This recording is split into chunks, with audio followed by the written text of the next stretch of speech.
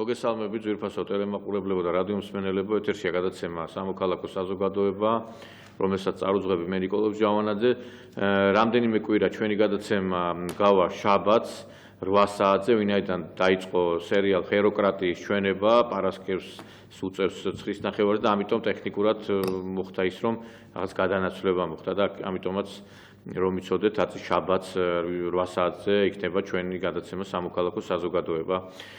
საქართველოში მოკლედ ალისტრახოების პერიოდი ბრუნდება, ადრე გახსოვთ ალბათ 2012 წელში ნაცმოძრაობის აქტივისტები ხელს უშლიდნენ ქართულ ოცნებას ჩაეტარებინა წინასაარჩევნო აგიტაცია და ეს ჟურნალისტები ალისტრახოვი ერქვა ერთს, მიდიოდნენ, უღებდნენ ინფოცხრის მეცხრე არხის ჟურნალისტებს და ყველანაირად ხელს უშლიდნენ, რომ რაღაცა მოეხდინათ ამომრჩეველთა სრულფასოვანი შეხვედრები და ვინმე ჯალაღონიამ, რომელიც ქალბატონი ბრძანდება და არის თურმე ბიბლიოთეკის დირექტორი, სააკაშვილის ბიბლიოთეკის დირექტორი, ეხლა ბიბლიოთეკასთან ვისაც შეხება აქვს, ცოტა განათლებასთან მე მგონი ახლოს უნდა იყოს და ამ ქალმა რაც იკადრა იქ საოკუპაციო ხაზთან ეს მე არ ვიცი, მე მგონი კანალიზაციის ტრუბა გასკდა მეგონა, ისეთ სიტყვები იხმარა ზურაბიშვილის მიმართ და ესეთი უშვერი სიტყვებით ლანძღეს სალომე ზურაბიშვილი, რომ არ ვიცი, თავმოყვარე ნებისმიერი პარტია ამის გამო ბოდიშს მოიხდიდა.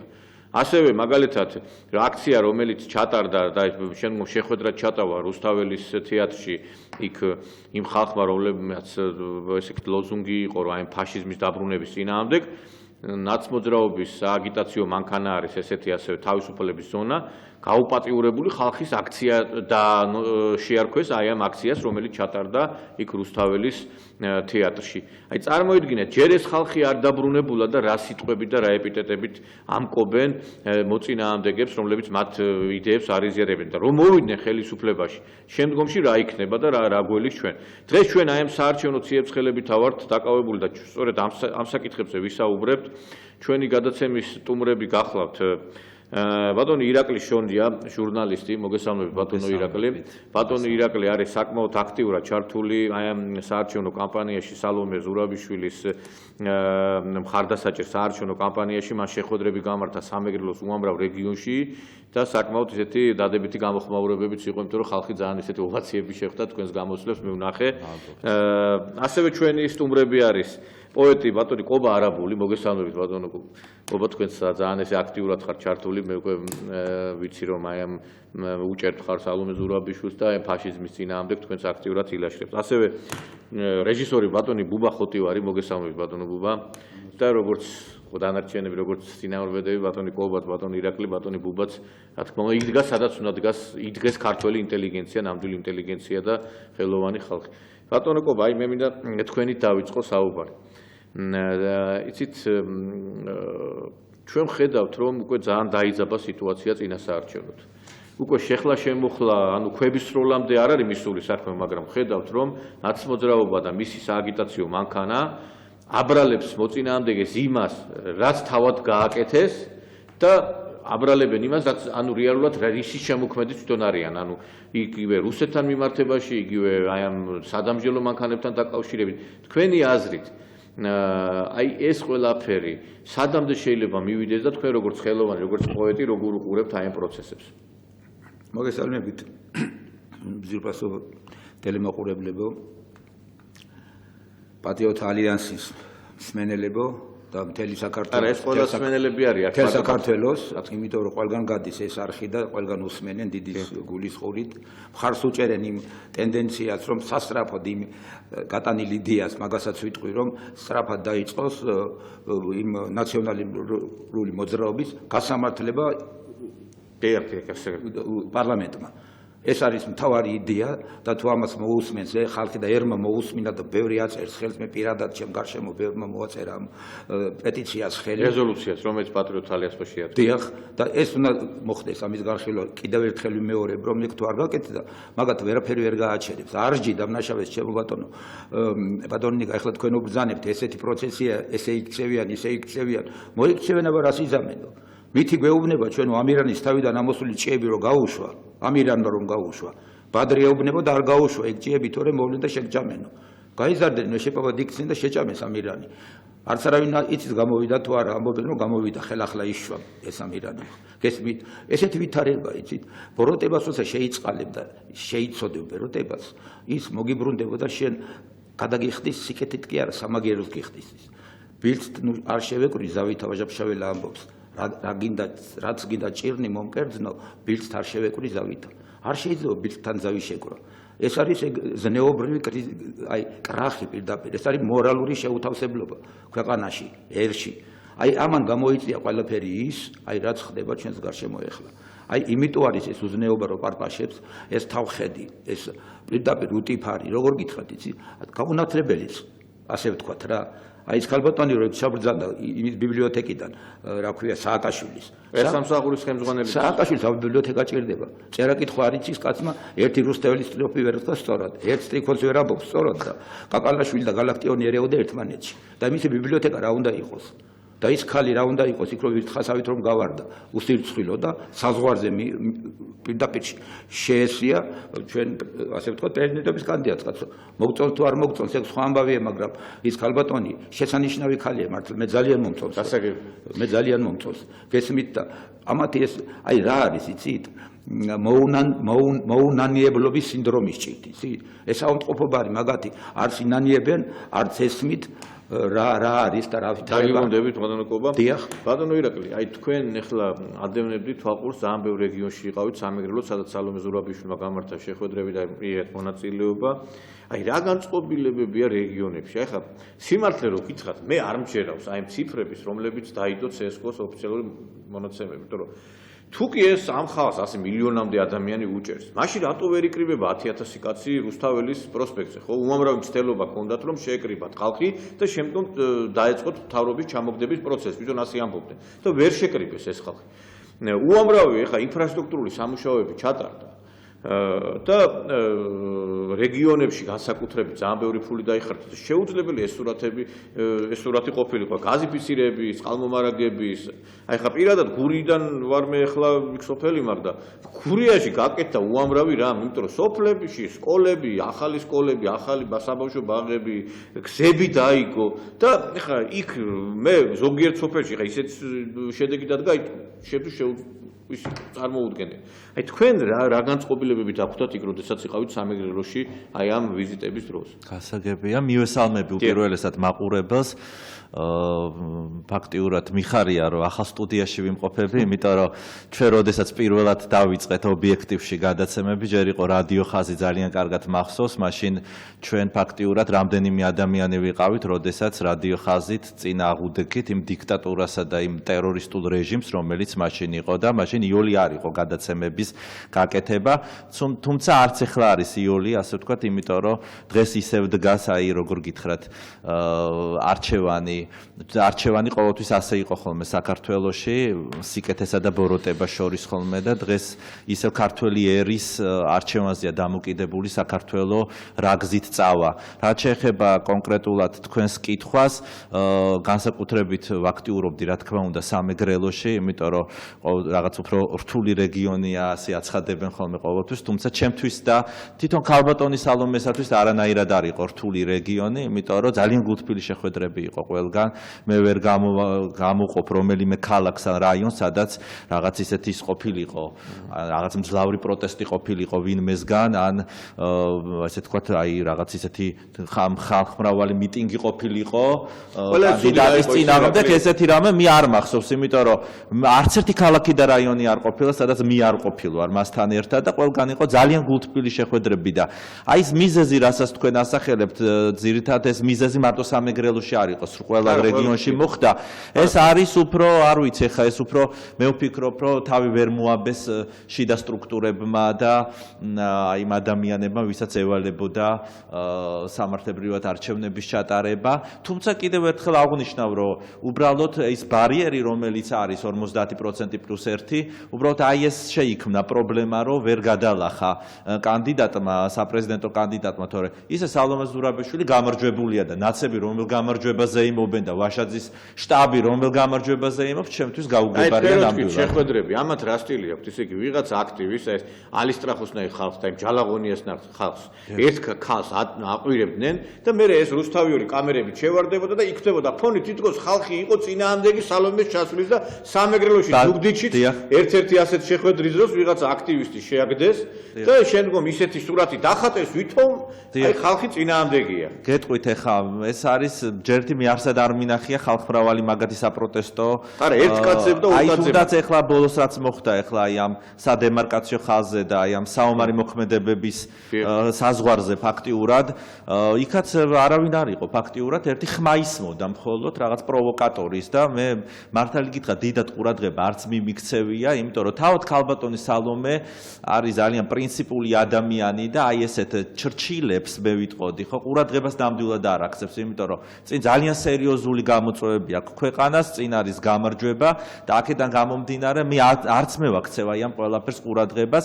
იქ ზუგდიდშიც რაც იყო, ერთი თუ ორი ადამიანი იყო, მე ის ორი ადამიანიც მართალი გითხრათ, მე როგორც გავარკვიე, იყვნენ განაწყენებული, ასე ვთქვათ, ოცნებიდან გარიცხული პარტიის წარმომადგენლები და რომლებიც მოხსნეს იქ სადღაც და აი ამან გამოიწვიეს რაღაც ასე ვთქვათ ის, მაგრამ აი მთავარი პრინციპი ის არის ის, რაც ზუგდიდში თქვა ქალბატონმა სალომემ, რომ იმ შეხვედრაზე იმყოფებოდნენ ის პროვოკატორი ადამიანებიც და იმათ ძალიან კარგად უთხრა, რომ თქვა ვერანაირად ვერ ჩაშლით ვერანაირ შეხვედრას, იმიტომ რომ უპირატესობა მაქვს მე, უპირატესობა იმით ამაქვს, რომ მე მიკროფონიც მიკავია ხელშიო. აქედან გამომდინარე ეს რა თქმა უნდა უფრო ხატონადად ჟღერს, მაგრამ უპირატესობა აქვს ნამდვილად ქალბატონ სალომეს, იმიტომ რომ მე დარწმუნებული ვარ, რომ აუცილებლად გაიმარჯვებს საპრეზიდენტო არჩევნებში და ამით გაიმარჯვებს ქართველი ერი. მადლობა ირაკლი. აი ბატონო, მე თქვენთან მინდა და გადმოვიდეს კითხვით. აი ჩვენ ხშირად გვესმის აი ესეთი ფრაზები. აი ხა როდესაც აი ცოტა ისეთი არადამაჯერებელ გამარჯვებას და შედეგებზე საუბარი, აი ეს იქიდანაც მოდის, რომ გარდა ვიღაცეების მუშაობისა და ეჭვებისა, არის ხალხის გარკვეული გულგრილი დამოკიდებულებაც. მე ძალიან მაღიზიანებს აი ესეთი პოზიციები, როდესაც ლაპარაკობენ, რომ მაგალითად, იცი, მე აი ოცნება არ მომწონს. შეიძლება არ მოგწონს ოცნება, კი ბატონო, მაგრამ ფაშიზმი ხო არ უნდა დავაბრუნოთ საქართველოში. არის ორი ძალა. არაერთ ადამიანი სოციალურ ქსელში აი რაღაც პოლემიკა რო იმართება, აღარ სავცემ პასუხს, იმიტომ რომ რა აზრი აქვს ეხლა ასეთ ადამიანებთან ლაპარაკს, რომლებიც ვერ ხვდებიან ეხლა რომ განსხვავება რამხელა ოცნებასა და სიტყვაზე ნაციონალურ მოძრაობას შორის. ჩვენ უამრავი პრეტენზიები გვაქვს ამ ხელისუფლების მიმართ, მაგრამ ეს იმას არ ნიშნავს, რომ ისეთი ძალა მოვიყვანოთ, რომლებმაც 9 წელი სისხლში დაახშეს, ხო, ეს ქვეყანა. აი თქვენი აზრით, რატო აქვს ამ ადამიანებს აი ესეთი აი მე თვალსაჩინო ძალიან ბევრი განსხვავებია. თქვენს გაგებული გექნებათ ესეთი პოზიციები, რომ აი არ მივალ, გრეხი კაცისთვის მაინც არავინ არ არის და რაღაცა ესეთი ფრაზები რა. ტყუილია ეს, როგორ არ არის? ნახეთ კახეთში რა მდგომარეობაა. მოხნეს მინდვრები, მიცეს და დათესვის უფლება, არაჩვეულებრივად კარგ ფასებში ყიდულობენ, ყიდულობს 11 ყურძენი, 11 ერთ სოფელში ვიყავი, 11 ქარხანა შენდა მარტო, მაგრამ სხვათა შორის ბოდიში აი დღეს იყო პირველი რიცხვი, სადაც ხმაური არ ყოფილა, ანუ ისე უმტკივნეულო ჩაიარა, რამე რო ყოფილიყო პრობლემა ყურძნის ჩაბარებაზე, ხა რუსთავიოს დაასწრებდა ვინმე, ანუ ესე იგი ჩაბარდა ყველაფერი ნორმალურად. ეს ყველაფერი იქმნება. ეს არის ასე ვთქვათ, მხატვრული ფილმი კეთდება, რომ ჩვენ მოგვატყუონ, ვითომ დოკუმენტური ფილმია. ჩვენ ეს ძალიან კარგად გვესმის. და ამას არ უნდა აუყვეთ. თუმცა ბევრი ხალხი, მე ამიტი წესიერი ადამიანი, ბევრი აყვება ხოლმე ამას და გონია სიმართლე. მე არ ამგონია, რომ ეს არის ორი პარტიის ან ერთი მოიგებს ან მეორეს. მე მგონია ეს არის სიკვდილ სიცოცხლის ამბავი. საქართველოს იქნება თუ იქნება ზურაბიშვილი, საქართველოს არ იქნება თუ იქნება ვაშაძე. იმიტომ რომ ჩვენ ძალიან კარგად ვიცით, რომ ვაშაძის მოსვლა არ არის თვითონ ვაშაძეც არაფერს არ წარმოადგენს როგორც პოლიტიკური ფიგურა, არც ისააკაშვილი წარმოადგენს არაფერს, ეს არიან აგენტები, რომლებსაც ჭირდება, რომელსაც დავალება აქვს, რომ არიონ საქართველოს, აწეწონ, ნერვებიდან მოშალონ და ერთმანეთს დააჯახონ ქართველები. ეს აღარ გამოვა. ეს არის გუშინდელი დღე და ორჯერ ბომბი ერთ ადგილზე არ ვარდება, ეს ძალიან კარგად უნდა იცოდნენ.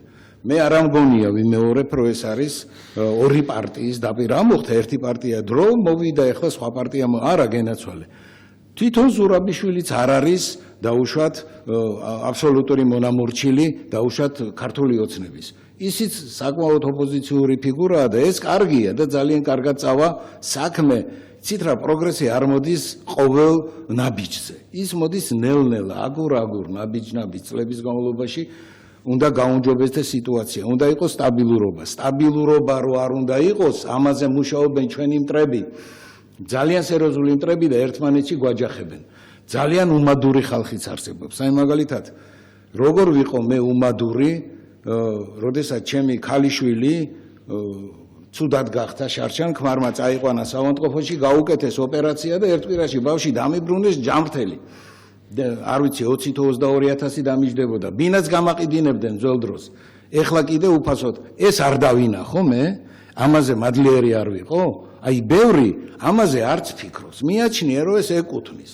გეკუთვნის კი ამ ხელისუფლებამ მოგცა. ამ ხელისუფლებას მართლა ბევრი ისა აქვს, ასე ვთქვათ, დასაწუნი და შემიძლია ამაზეც ვილაპარაკო, მაგრამ არის ხელისუფლება მსოფლიოში, რომელსაც წუნი არა აქვს, მაგრამ არის ხელისუფლება, რომელიც ანგრევს, როგორც დაიწყეს ომი, სპეციალურად დაიწყეს ომი 2008 წელს და დაბომბეს ცხინვალი იმისათვის, რომ თბილისი აეღოთ, ეს იყო ყველაფერი დაგეგმილი და ჩვენ ეს ძალიან კარგად ვიცით, სადაც დაიგეგმა, ეს აღარ უნდა გამეორდეს. ამათი დაბრუნება არ შეიძლება.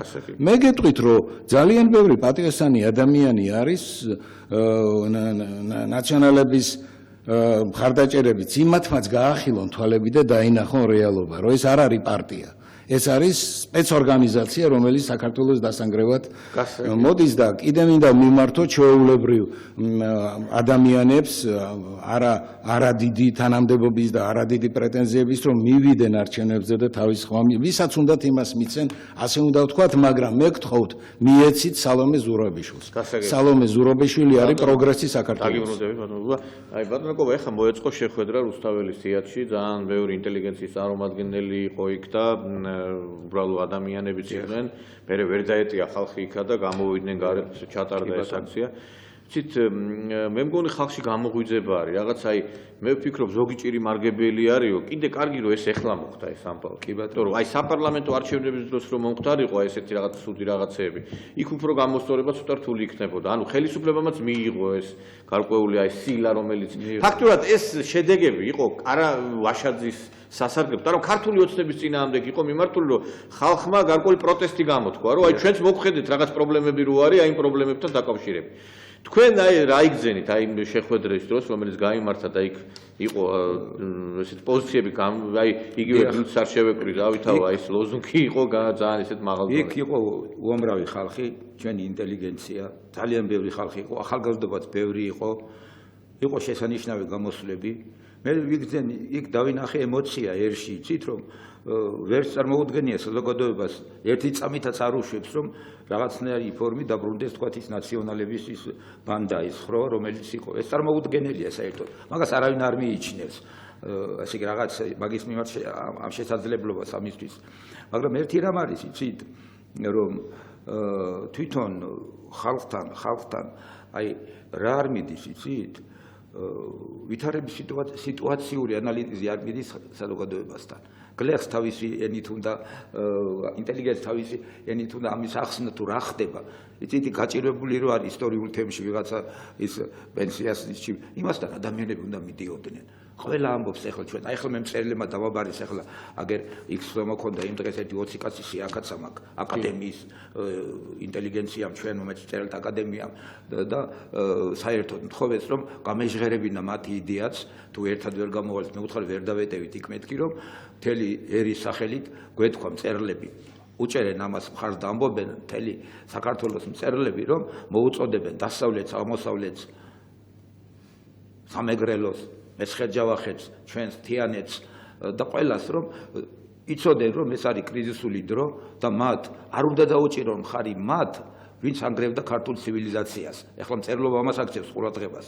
აგერ ისაც გამომატანეს მე აქ ერთი იქიდან ავიღე, ესე იგი როგორაც ხადებს იგივე აი ეხლა რომ შეიკრიბა ეს რაღაცა ჯგუფი ხროვა, რომ შეგროვდება და ნუ ერთად რომ მივლენ ხოლმე მსგავსთან რომ მიდის და რომ ვაშაძესთან რომ მიცუნცულდა ეს ბერძენიშვილი, მიცუნცულდა მე ეს ოქრუაშვილი, მიცუნცულდნენ სამნიძე და ესენი ერთნი ეკლესიის მაგინებელნი, ყოველ დღე თუ მოახერხებენ. მეორენი აგერ ბერძენიშვილი როგორ იხსენებს ილია ჭავჭავაძეს, აგერ არის კორესპონდენცია უნება რომ მარგალიტები მე ეგეთ მწერალს არ ვიცნობ. ნახეთ და მე ის არის აქ საუბარი. ნიკოლოზ ბარათაშვილიც უარესი აქვს. აგერ აკაკი წერეთელს ემბობს რომ მე არ ვიცნობ აკაკი წერეთელს როგორც პოეტს. არ იცნობს, მაგრამ არ იცნობს. ბერძენიშვილი ამბობს ამას, აგერ არის განთიადი ლექსი. გენიალური შედევრი. სხვათა შორის აი გაზეთი ახსენებდა ჩვენ სამეგობრო გვაქვს გაკეთებული კახეთში, სადაც გაერთიანებული ვარ. აი ეგ საინტერესოა. მინდა ლამარა იანვარაშვილიც არის ჩართული ჩვენი აი სასიკადულო პოეტი და იქ ვართ გაერთიანებული ბატონი ვახტანგია ხარჩილო და აი ეს გარკვეული წერილიც გამოქვეყნდა რესპუბლიკაში სათავეში, სადაც იგივე ეს პოზიცია დაფიქსირებული რომ აი სასწორი არჩევანი გაკეთდა და მე მინდა რომ აი ესეთი საძმოები როგორც იქ შეიქმნა შვამთის საძმოები მეც მირეკავდნენ კაბატონი ლამარა ეს მონაწილეობენ წერილები და კახეთის ესეთი ინტელიგენცია მე ვფიქრობ რომ ეგეთი საძმოები და გაერთიანებები აი ერის ყველგან და შეიქმნეს ყველა კუთხეში იცით და ეს ძალიან მნიშვნელოვანი იქნება ფაქტორი ძალიან მნიშვნელოვანი იმიტომ რომ მე ბატონ ბიძინასაც უნდა ვთხოვო მე ბატონო ბუბა და მე მინდა ყველას მიცოდეს რომ აუცილებელია თემის ქართველი ერის მრჩეველთა დარბაზის შექმნა ეს მეფეებს ჰქონდა ყველას ჰქონდა ესეთი და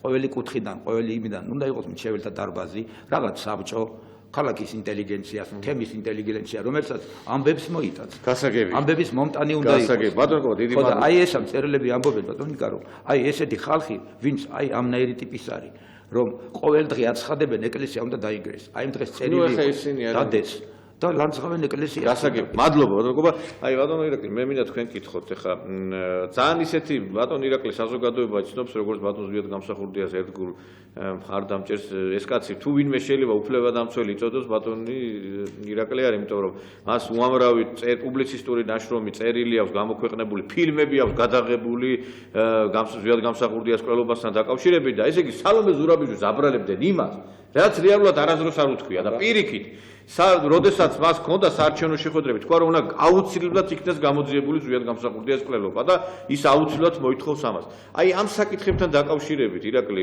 ხა სამეგრელოში რა თქმა უნდა დაისპეოდა ეს. აი იქნება თქვენც გითხრათ რომ მაშინ რამდენიმე საკითხი დავამატოთ. აი 2 წუთში რომ ჩაეტიოთ ან 3.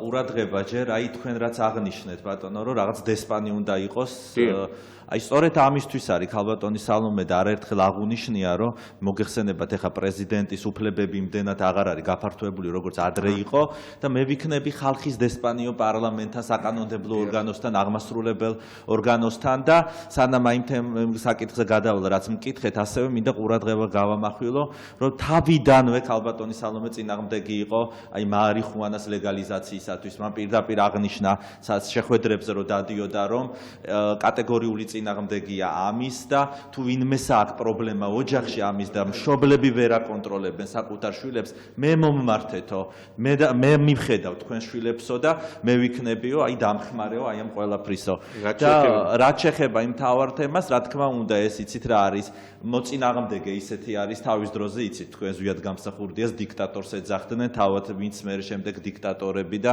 მკვლელები მოვიდნენ ხელისუფლებაში ეს არის სრული აბსურდი და პირიქით მან განაცხადა ზუგდიდში შეხვედრის დროს რომ მე როგორ შეიძლება დავპირისპირებოდი ისეთ ადამიანს ვინც მისი წყალობით ვარ საქართველოში და მან მოუტანა საქართველოს თავისუფლება და დამოუკიდებლობა და მე დავბრუნდი დამოუკიდებელ საქართველოში გასაგები მოკლედ იცით რა არის ბევრი იცით აი ადამიანს ნოდარ დუმბაძეს აქვს კარგი რომ ნათქვამი რომ ადამიანის შუბზე ძარს რო გაიწვიტავ მე იოლიარი ცხოვრებაო ამ ხალხს აი ამ ნაცმოძრაობის სექტას ყველა შუბზე აქვს ძარღვი გაწყვეტილი ვაშაძე მისხეთი ტყუილი იკადრა პატრიარქთან შეხვედრა რო იყო თავის ინიციატივით გამოვიდა და იქ ისეთი რაღაცები ითქვა აი ესე იგი თქვა რომ რაც პატრიარქს არ უთქვია და მე იმ წუთასვე 1 საათში ის ჩაატარა განცხადება გააკეთა პატრიარქის დივანმა რომ ესეთი რამე საერთოდ არ უთქვიაო პატრიარქსო ესე კაცი რომელიც პატრიარქის სიტყვებს გააყალბებს კაცი რომელიც ესე იგი ყოველ ორ სიტყვაში იტყუება, ეხლა როდესაც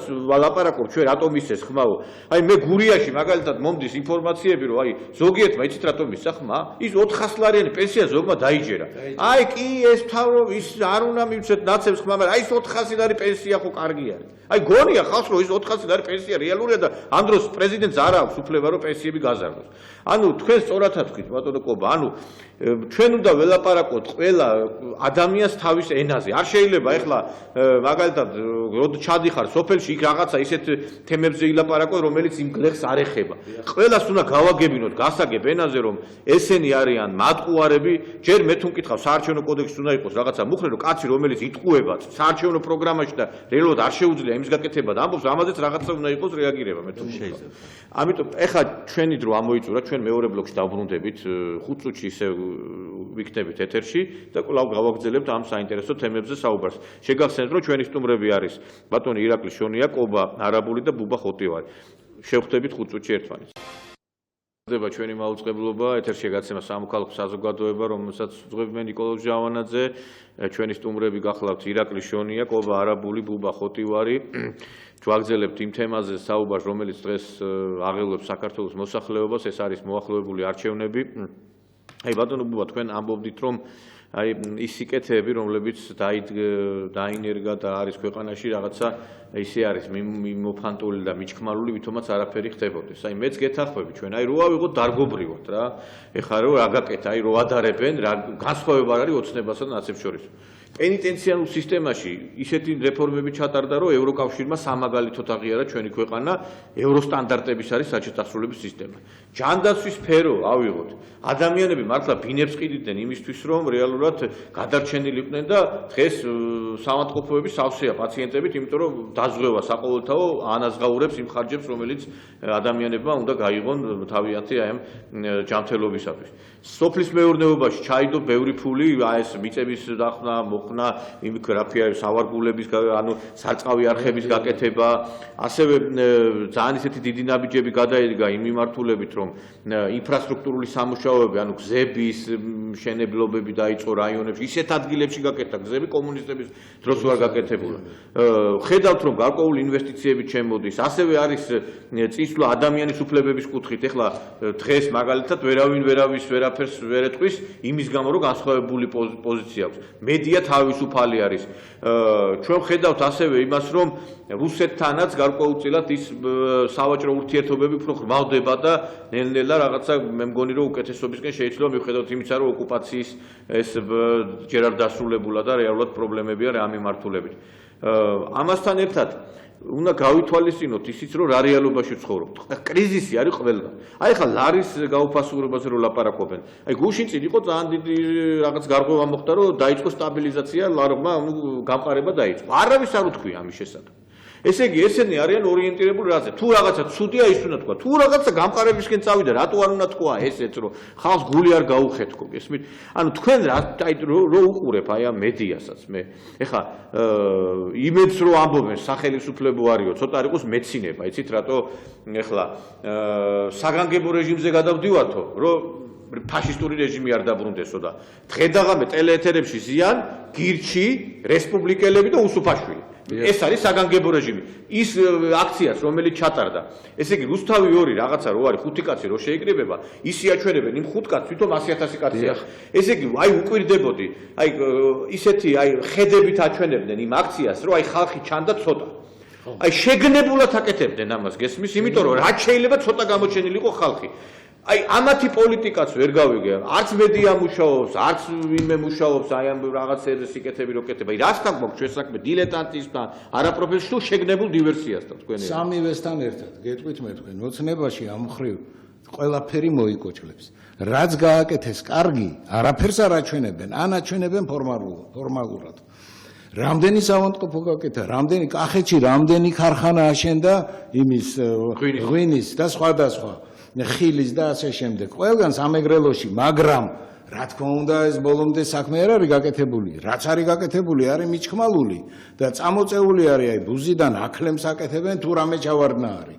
იწყება ისტერიკა, იწყება კივილი-წივილი იმათ მხრიდან ოცნების პროპაგანდისტული მანქანა კი საერთოდ ან არ არსებობს ან მუშაობს პირიქით ოცნების საწინააღმდეგოდ. მე არ ვიცი ახლა ეს როგორ გამოსწორდება ამ 20 დღეში რაც დარჩა რა, მაგრამ ეს აუცილებლად უნდა სპეციალური სამსახური უნდა იყოს, რომელიც მუშაობს რეალურ ჩვენებაზე, არა გადაჭარბებაზე და უშათ ოცნების სასარგებლოდ და იმისაც, არამედ პირველი არხი რაც მიიკეთებს. პირველი არხი საერთოდ არაფერს არ აკეთებს, ძალიან ცუდად იქცევა. ძალიან ეხლა თითქოს რაღაცა დაიწყეს, თითქოს რაღაცა, მაგრამ ძალიან პასიურად იქცევა და ვითომ ობიექტი. ეს არის ყველაფერი ობიექტურია, არაფერი ობიექტურები არ არის, არც პირველი არხი და არც დანარჩენები.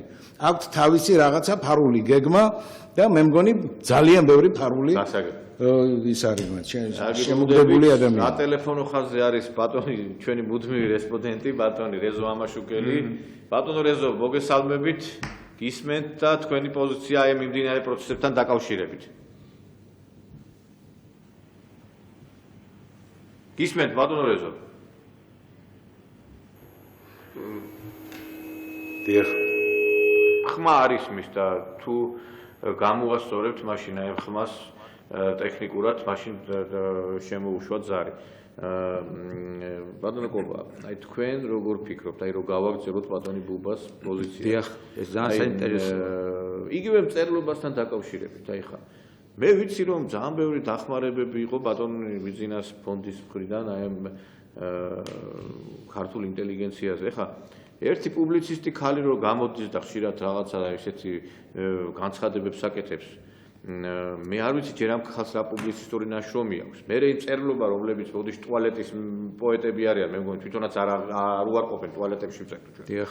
აი ამ ხალხზე რომლებიც უპირისპირდებიან აი ამ ყველაფერს ამ პროცესებს, იქნება თქვენი შეფასება, აი რატო ხდება ეს? ესენიც დაკომპრომიტებულია იმ 28000 ფაილით, როგორც თქვები? არის ძალიან ისეთი რთული ვითარება რა. აი უნდა გითხრათ რომ ეხლა იქ იყო გერმანიაში ჩატარდა ბიენალე, კულტურის დღეები იყო ქართული და მსოფლიო წიგნის და ესე იგი არც ერთი დღევანდელი ჩვენი ცნობილი მწერალი 60-იანელები თუ გნებო 80-იანელები ეხლა ერთი 20 კაცი სია მქონდა რა უნიჭიერესი მწერლები პოეტები ჩვენი რა უამრავი რამის დამწერი უამრავი რამის შემქმნელი არც ერთი მათგანი იქ არ წაუყვანიათ აი მე რას ვამბობ იცით თვითონ ქართული ოცნებაც იცით ჩანერგილები იცით აი ყველანი წავიდნენ როლოას დანატოვარი ისინი რა ჯგუფები, მწერლები, კულტურის სამინისტროდან ყველა მათგანი არც ერთი არ იყო ჩვენთაგანი, რომლებიც ლაურეატებიც არიან და მაგაზე ვილაპარაკეთ ჩვენ და აი თქვენ როგორ გიგებთ აი ამ ხალხს რა მიცით რა მაინტერესებს იგივე აი პოზიციები რომლებიც აქვთ თქვენი აზრით ეს იმით არის განპირობებული რომ მათზე კომპრომატები აქვთ ნაცმოძრაობას იმიტომ რომ აი მაგალითად რატო ვლაპარაკობ კომპრომატებზე ეხლა ირაკლი ოქრუაშვილი რომელიც რა ვიცი მე როგორ მოექცა წინა რეჟიმი გახსოვთ ალბათ დაიჭირეს კაცი ბადრი პატარკაძიშვილი მკვლელობა შეუკვეთა სააკაშვილი შემიკვეთა სააკაშვილმაო მე როგორ დაიჭირეს კარგად ვნახოთ ციხეში შევიდა და როგორ გამოვიდა იქიდან და დღეს ისევ აი ამ ნაცრეჟიმს უჭერს ხარს რომ არა ქართული ოცნება ის საქართველოში ვერ დაბრუნდებოდა იმიტომ რომ ძებნაში იყო სისხლის სამართლის საქმე იყო აღძრული და ძებნაში იყო ეს კაცი რა გაქცეული იყო დაბრუნდა აქა და ისევ იმათ დაუპირისპირდა ახლა ჩდება ეჭვი რომ არსებობს გარკვეული კომპრომატები აბა ახლა რატო შეიძლება იყო იმ ადამიანის მხარდამჭერი რომელიც შენ გდევნიდა ხო და რომელიც შენ გავიწროებდა და დაგიჭირა ხო და უკანონოდ დაიჭირეს ფათაშორის არ იყო კანონი აი ეს ხალხიც ამ ხალხზეც აი ამ ვითომ მწერლებზეც არის კომპრომატები თუ ისინი რაღაცა წეროდნენ იცით შეიძლება არსებობს ეს კომპრომატი იცით შეიძლება არსებობს მართლაც იმიტომ რომ ისეთი რაღაცა იქ იმ სივრცეში ისეთი ვითარებები იყო რომ ვერ გაიგებ მაგას მაგრამ ყოველ შემთხვევაში ჩვენ ვერ შევძელით რომ ეს მწერლები გაგვეყვანა ამ მწერლის სივრციდან ვერანაირად ვერ მოახერხეთ იცით ვერ მოახერხეთ ჩვენი მწერლის სამყაროს სივრცის ესე იგი შესვლა ამ სივრცეში დღეს ვერ წიგნების გამოცემა ვერ დაფინანსება და იქ აი რომლები იცით აი ნახეთ რა ხდება ნახეთ რა ხდება საიდუმლოს სირობის ავტორი რიტუალს აღავლენ და გერმანიის რომელიღაც დარბაზიდან რიტუალს აღავლენ და პირდაპირ ეს საიდუმლოს სირობის ავტორი იქ იყო ბუღაძე გამოხდა ბუღაძე და პირდაპირ ჩვენი ხელისუფლება და ხალხს ლაძღავდა და აგინებდა აქედან გაგზავნილი ნუ რა არის ეს არ არის გასაგები გასაგები არის ვინც არიან და რაც არის ხო მაგრამ რატო არის ეს ეგ მე არც მე ვიცი რატო უნდა იყოს ესე რატომ მიდიან ისინი და არ მიდის ის უნდა წავიდეს არა მაგაზე ჩვენ ხო ვილაპარაკეთ ამაზე უნდა ვილაპარაკოთ იმიტომ ამიდის ეს იმიტომ ხდება რომ როგორც ჩანს ეს ამათ რაღაცა ესეთი ბერკეტები აქვთ ამათზე რომ რაღაცა ფეხებს დააბაკუნებენ გახსოვთ იმ რატიანის ამბავი კაცი დაიჭირეს პოლიციის დაიჭირეს რა დაკავებული იყო იმის გამო რომ პოლიციას აგინა და ამის გამო შეხვდეს ისა რა ჩეგევარათ ისა რა ეხლა ბუბასის მინდა მე ცოტა მიუმატო დაგბრუნდები ბატონო ირაკლი მე მინდა თქვენ კითხოთ ერთი რამ აი ეს ყველაზე კარგი სტილი აქვს არჩეული ნაცმოძრაობას ესე იგი დაბრალების მექანიზმები რა და ისეთი აი რუსეთთან დაკავშირებით ლაპარაკობდნენ რომ აი სალომემ თქვაო რომ ომი დაიწყო რუსეთმაო და ამ დროს ჩვენ ვიხილეთ ეხლა ტელევიზიაში ტრიალებს ის კადრები სადაც სააკაშვილი ამბობს რომ თვითონ გასცა ბრძანება საომარი მოქმედებების დაწყების შესახებ იგივე ვაშაძის განცხადებები გავიხსენოთ იგივე პაატა დავითაიესი ანუ ის ხალხი რაც რასაც ლაპარაკობდნენ ეხლა აბრალებენ იმას რომ თვითონ სალომემ თქვა აი თქვენ ამდენ ტყუილებში ბევრი ტყუილი თქვენც ნახეთ მე მგონი რასაც აბრალებდნენ იგივე პრეზიდენტობის ნახეთ და უყურებთ ჯერ სამწუხაროდ აი ამ ყველაფერს იცით რა არის აი თქვენ სიტყვა ცილის წამებაც ახსენეთ კომპრომატები ახსენეთ და წინა ხელისუფლება რომელსაც არც მინდა რომ ხელისუფლება უწოდა სააკაშვილის რეჟიმი ცხოვრობდა ამით ცილის წამებებითა და კომპრომატებით და ეხლა რა თქმა უნდა უფრო გამძაფრებული ფორმით აქვთ კიდე ვინაიდან ფაქტიურად ერთ-ერთ შანსს კარგავენ საპრეზიდენტო არჩევნებში რომ თავიანთი სამარცხვინო კანდიდატი გაამარჯვებინონ და შემდეგ ესე იგი გამოვიდნენ ის სისხლის სამართლის დამნაშავეები და ხელახალი დესტაბილიზაცია გამოიწვიონ ქვეყანაში და ერთიანი ასე ვთქვათ ძალით ისევ დაიბრუნონ მართვის სადავეები. ცხადი ამაზე მუშაობენ ძალიან ბევრი ადამიანები, ჯგუფები ყავთ შექმნილი, იგივე ეს პროპაგანდისტული მანქანა რუსთავი 2-ის, ასევე იგივე სოციალურ ქსელში ნახეთ სამწუხაროა რომ არ კონტროლდება და სამწუხაროა რომ ნებისმიერ ადამიანს შეუძლია იქ რაც პირზე მოადგება და რასაც გაიფიქრებს ყველაფერი დაწეროს და ადამიანებს შეურაცხყოფა მიაყენონ. მე ვფიქრობ რომ უნდა დადგეს ის მომენტი, როდესაც სოციალური ქსელიც გაკონტროლებული იქნეს და დაცული იყოს პატიოსანი ადამიანი ცილის წამებებისაგან. და იქაც არიან სპეციალური ჯგუფები, მე ზუსტად ვიცი, სადაც ბრძანდებიან ეს ჯგუფები, მოკალათებულები.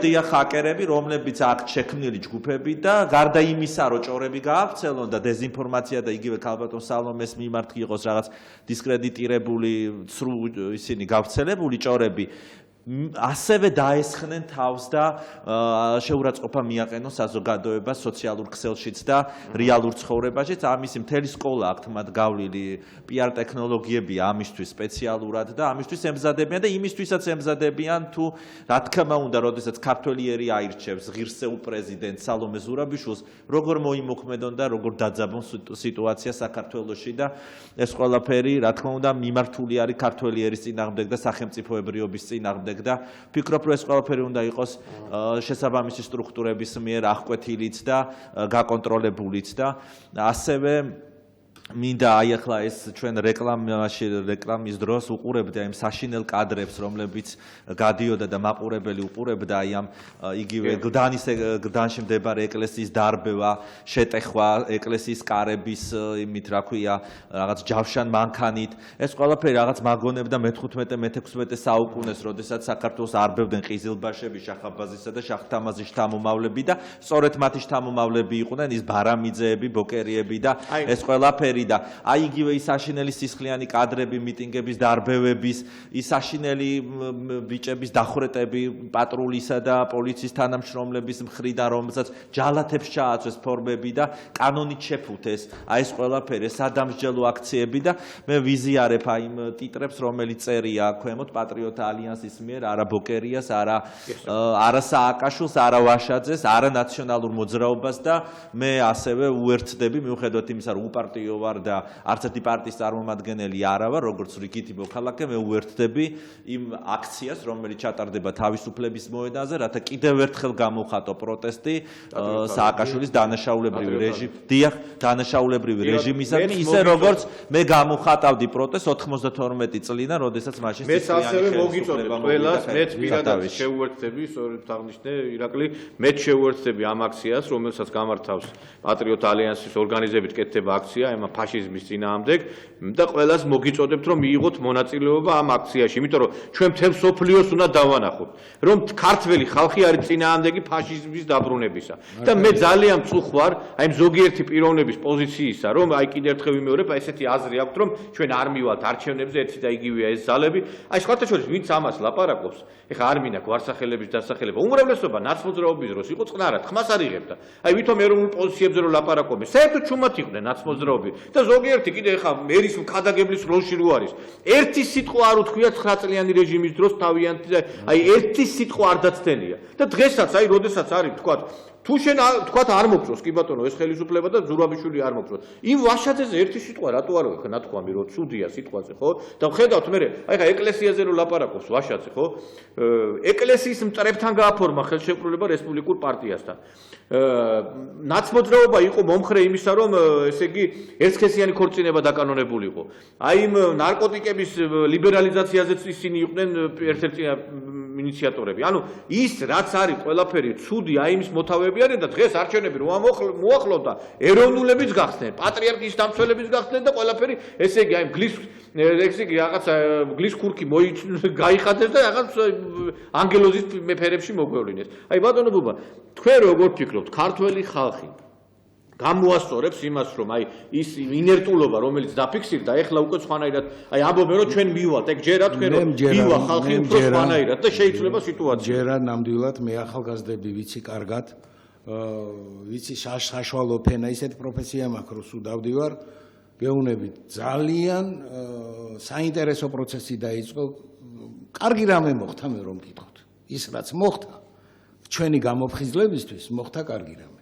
ჯერ ეს ერთი მე მომწოსის ფრაზა ვიღაცამ თქვა რომ მოსახლეობამ ყვითელი ბარათი აჩვენა ხელისუფლებას, იმიტომ რომ იმათაც ეძინათ. იმათაც ბიძინა ივანიშვილის ხარჯზე 4-ჯერ მოიგეს სხვადასხვა არჩევნები და ეგონათ რომ ეხლაც იგივე იქნებოდა. ეხლაც ბიძინას ხათრით მოიგებენ, ოღონდ ცოტა ჭკვიანურად და აქტიურად მოიქცენ. მე ვხედავ ახალგაზრდებში ძალიან სერიოზულ გამოღვიძებას, პროტესტს და შიშს რო დაბრუნდებიან მკვლელები და ჯალათები და ეკლესიის შეურაცხყოფლები. და მე კიდე მინდა გავაფრთხილოს უყველა. ნუ მაპატიეთ ამ სიტყვას ვიტყვი. ნუ ემაიმუნებით, ნუ ეპამპულებით ეკლესიას. ეკლესია არ არის თქვენი საჯიჯგნი. ეკლესია არის წმინდა ღმერთის ტაძარი არის. და თუ რამე პრობლემები არის ეკლესიაში ისევ შიგნიდან შეგზანილი, გარედან შეგზანილი შიგნით აგენტურის მიერ არის, მაგრამ თვითონ ეკლესია, თვითონ პატრიარქი არის ხელშეუხებელი. კეთილი ინებეთ და პატივი ეცით. იმას რაც არის ყველაზე წმინდა. თორე ხალხი თქვენ გიძულებთ, იმას იძულებენ, შეძულება ხდება იმისი, ვინც ეკლესიას აგინებს. ეს დაიმახსოვრეთ კარგად. კი ბატონო, ბატონო კობაი, თქვენ როგორ ფიქრობთ? აი ის ოპტიმიზმი, რომელიც გააჩნია გარკვეულ ნაწილს საზოგადოების და დიდ ნაწილს, რომ ხელისუფლება გამოასწორებს იმ შეცდომებს. თქვენ გჯერათ, რომ აი ეს რაც ეხა ყვითელი ბარათი უჩვენა ქართველმა ხალხმა.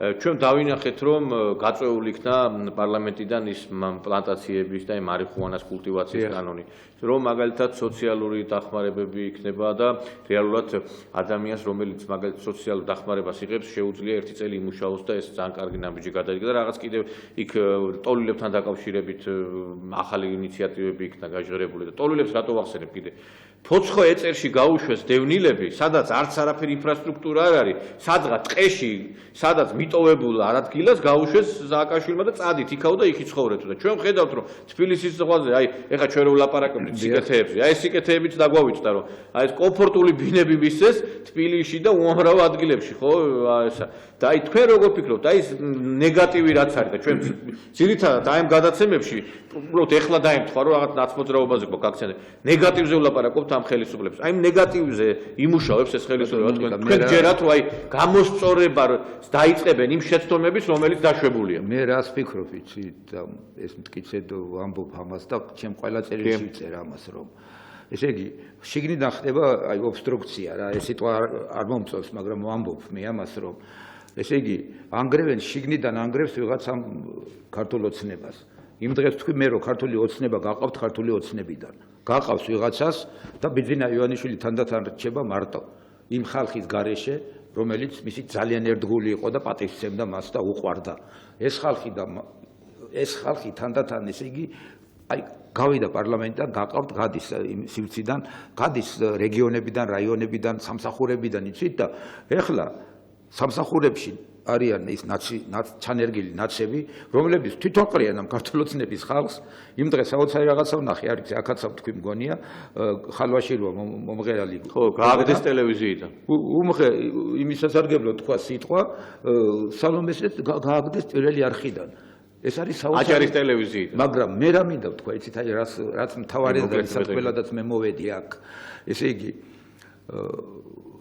ადამიანთა რა, იცით, რაღაც ერთგვარი უმადურობა ჩვენი ერის ხალხის სიკეთის კეთებისათვის. ადამიანის აი ღირსეული მამულიშვილებისადმი ეს დამოკიდებულება არის საოცრად წარმოუდგენელი რა. გასაგებია, დიდი მადლობა ბატონო კობა, აი მოწურათ ბატონი ირაკლისაც რომ მივცეთ ერთი წუთი და აი ხო, ერთი წუთი აი წუთში რო ჩაეტიო ირაკლი, აი შენი აზრით, აი როგორი პროგნოზი იქნება, აი რა შედეგი დადგება არჩევნებზე? პროგნოზი იქნება ის, რომ მე ვისურვებდი და ასეც იქნება, რომ შემდეგში ალბათ კიდევ იქნები თქვენ გადაცემაში და ქართველ ერს მე მიულოცავ გამარჯვებას და საქართველოს ეყოლება ღირსეული პრეზიდენტი ქალბატონი სალომე ზურაბიშვილი. მადლობთ ყურადღებისათვის. ძალიან სასიამოვნო იყო ხადაგის ტექსტი დავწერე მე ბატონო. როგორ ხადაგის სიტყვა იყო ჩემი დაბეჭდილი იმ დღეს. იქადაგა ადრე ხევსურმა ხადაგმა რომ ქართველი პრეზიდენტი ანუ ხელმწიფე ექნება ქალი. დადგებოდა რომ ერთი საუკუნის მერე. ეს იქადაგა ერთი საუკუნის წინ მან. და ეხლა დასრო ერთი საუკუნე დადგა იმის მერე, ზუსტად გავიდა. აი ეს დროა ეხლა. და მაშინ ეშველება ამ ქვეყანას. ეს საინტერესო გადაგება. მე ვაქნას რომ სიტუაცია გამოსწორებული იყოს, სამწუხაროდ ჩვენი დრო ამოიწურა. ეთერში იყო გადაცემა სამოქალაქო საზოგადოება, რომელსაც უძღვებოდი მე ნიკოლოზ ჟავანაძე, ჩვენი სტუმრები გახდნენ ჟურნალისტი ირაკლი შონია, პოეტი კობა არაბული და რეჟისორი ბატონი ბუბა ხოტივარი. დიდი მადლობა მოგონებისათვის. ჩვენ მომავალ ეთერშიც უკვე გვექნება ამ თემაზეც საუბარი და შემდგომში უკვე თქვენს კიდევ მოგიწევთ გარკვეულ პერიოდში აი ამ თემებს. კარგად ვზანდებოდეთ.